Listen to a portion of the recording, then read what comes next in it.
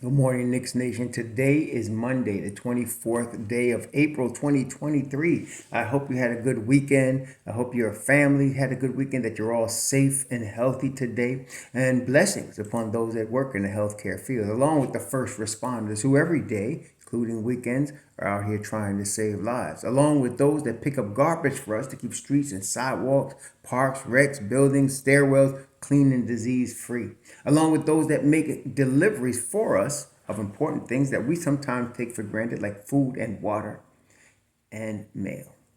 Double blessings on the men and women that are out here trying to help rescue, deliver, and recover the teenagers and the children who are the victims of abuse, sexual exploitation, pedophilia, and those also who are victims of prostitution and child prostitution. Those teenagers and children and adults that are the victims of pornography and child pornography. And those also who are the victims I mentioned of sex trafficking and human trafficking and sex slavery. Double curses on all the people that are involved, the perpetrators of these industries. And those also who profit from this. And those who create, those perverts that create the supply, the demand that comes and produces the supply for these perversions. Finally, blessings upon the homeless. There are nearly 600,000 men, women, and children homeless in the United States, mostly children, and millions around the world in similar or worse conditions. Blessings upon them, for theirs is the kingdom. So there was a basketball game yesterday. The New York Knicks hosted the Cleveland Cavaliers in Madison Square Garden, and the Knicks dominated them again in the fourth quarter. The Cavaliers came back in the third, made a nice run as you would expect, but then the Knicks turned on the Jets, and that was that, 102-93. This is pretty much the third game the Knicks have held the Cavs under 100 points in this series. The Knicks go up 3-1. And pretty much, the Knicks should not take Game 5 for granted. They could end this in Cleveland on Wednesday night, but there's a strong possibility they will end it on Friday at Met Street. We'd like to get it over on Wednesday, but we're going to talk about that in a second. But yesterday, let's start off with the disappointment. The disappointment yesterday was in Julius Randle. And I'm not saying disappointment in terms of his play, because, he didn't have a great game. He played 27 minutes. He was 3 of 10 from the field. He had 7 points. He set out the fourth quarter, and Obi Toppin played in his place, which was an adjustment Tom Thibodeau made that many of you were tripping about. Well, he made the adjustment, and we win the ball game. He puts Julius Randle back in that game. We might not win that game. But the problem I have is after the game. You see, when you're the leader of a team, like you see Jalen Brunson do, or you see R.J. Barrett do, when you're having a good game or a bad game, you take the heat, you stand, you take the smoke for your team. Particularly, this is true if you have a bad game and your team wins. What happened yesterday is Julius left, didn't talk to the media, had an attitude, according to the reports, and his team won. This is similar, brings back bad memories to a game the Knicks won last year, where he just rolled the ball off the court and walked away while his teammates were celebrating. This is not good. I don't know. And Tibbs, of course, see, some of y'all be talking about he don't hold Julius accountable. Some of y'all be talking about he don't discipline or whatever, like y'all in high school. But the thing is, Tibbs will never call out his players in front of the media in New York. He knows better than that. So you're never going to hear him criticize one of his guys in front of the media.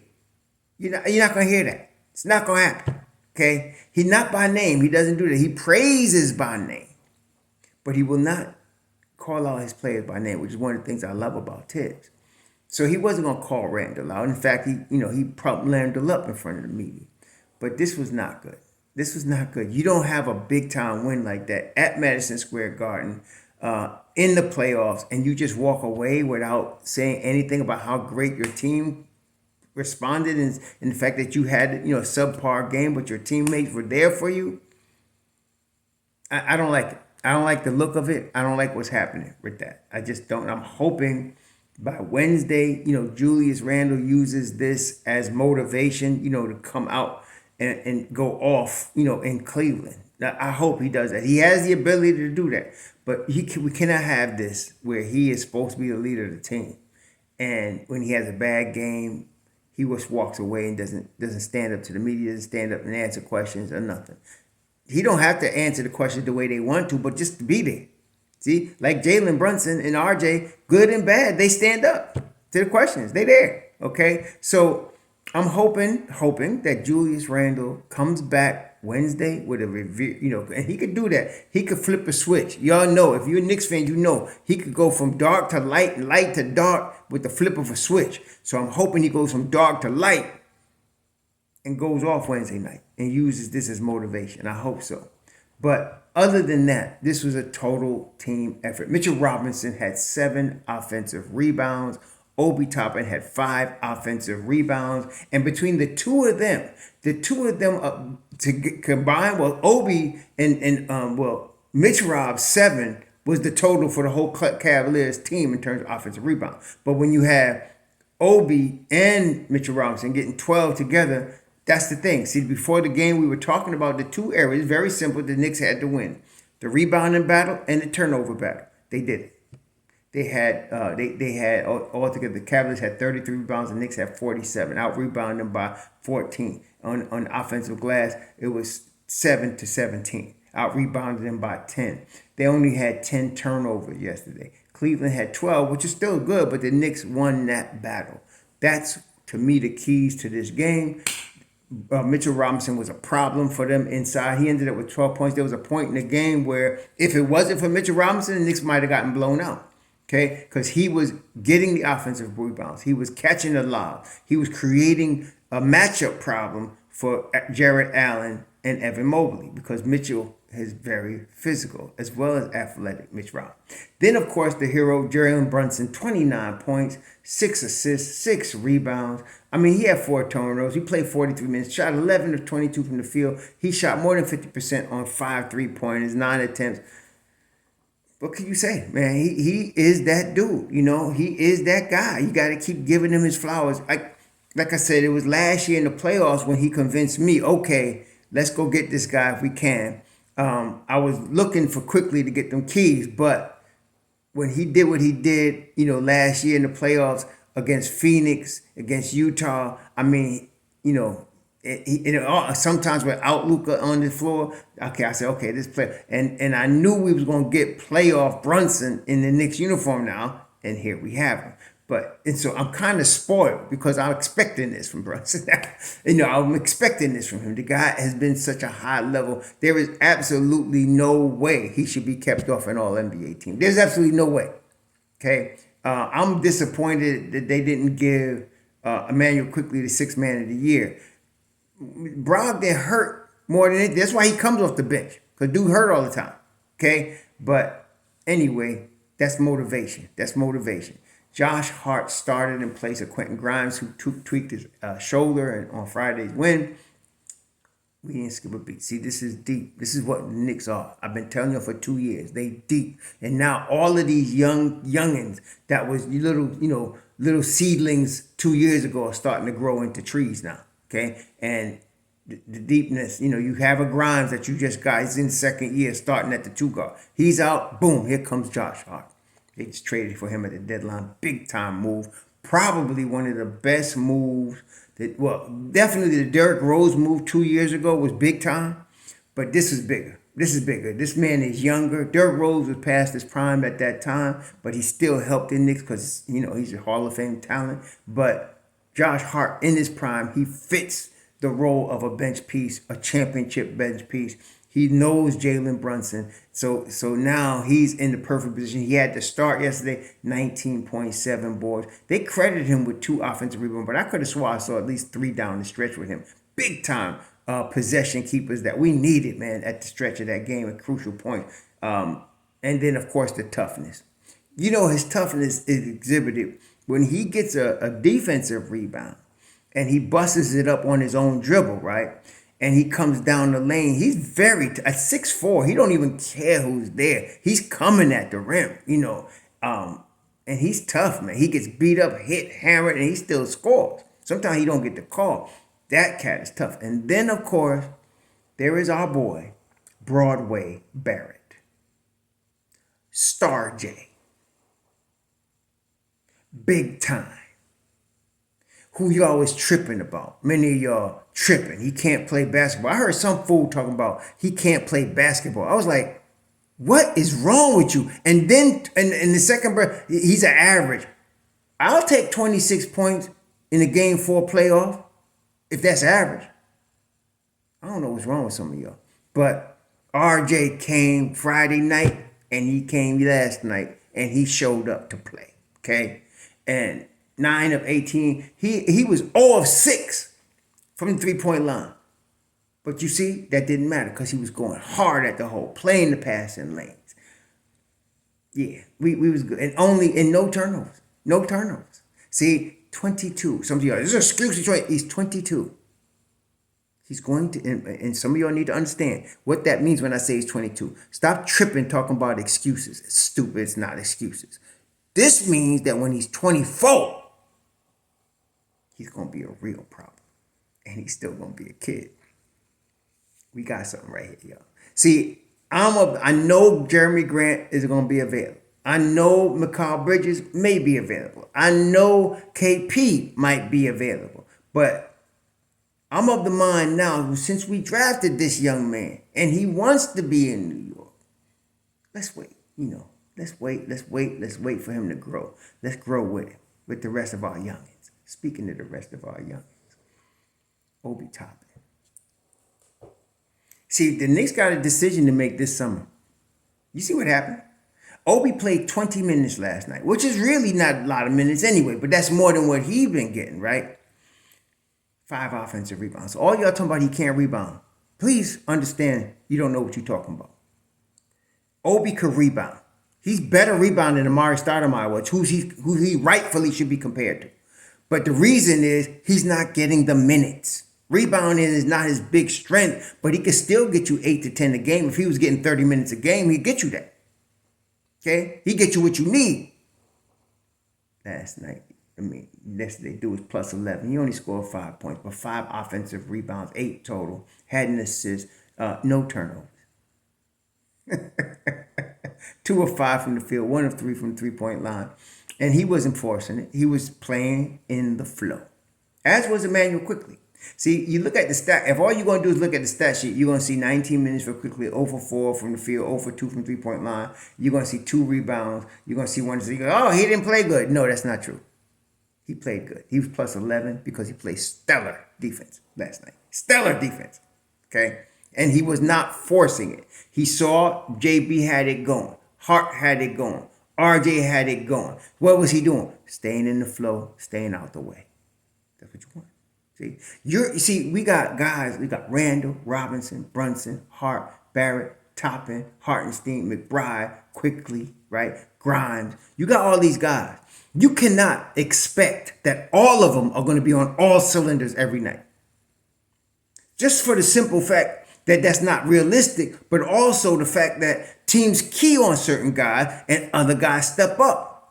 Okay, so that's why you can't expect all of them to be in double figures every night, or all of them to get 20, or all of this foolishness. Last night we had Barrett, Hart, Brunson, Robinson Obi Toppin doing business, right?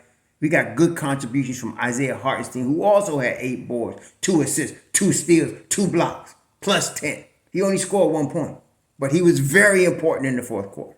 See, so you're not going to get everybody scoring all at once. You're going to have a 3 or 4 dudes. My thing is, if we can get 5 guys in double figures, that's a really nice team-oriented win. And then, so last night, we didn't even have that. We had 4 guys in double figures. But that's a sign. 5 guys in double figures. Out-rebounding them. Keeping the rebound, the turnovers low. That's the key here. Okay, that's the key here. We might have had 5 guys in double figures if we got the normal production from Julius Randle. Okay, which we didn't. But that's all good. We still had backup. Okay, and we didn't have Quentin Grimes because we had Josh Hart step up. Okay, so The meaning of deep means you got guys that can step up when your regular guys, it's nuts. It's not don't have it that night. Okay, so that was game 4. The Knicks are 3-1 lead over Cleveland. But let me tell you something, man. Yeah, I'm glad we didn't go get Donovan Mitchell. But let me tell you, that's no slight on Donovan Mitchell. This is a cat that has scored 70 points in the game, in the NBA game, in the league. Okay, so he has been bottled up. And I got to give Deuce McBride, my man Deuce, they pulled the Deuce card for only 5 minutes. But they put that 5 minutes on poor Donovan Mitchell.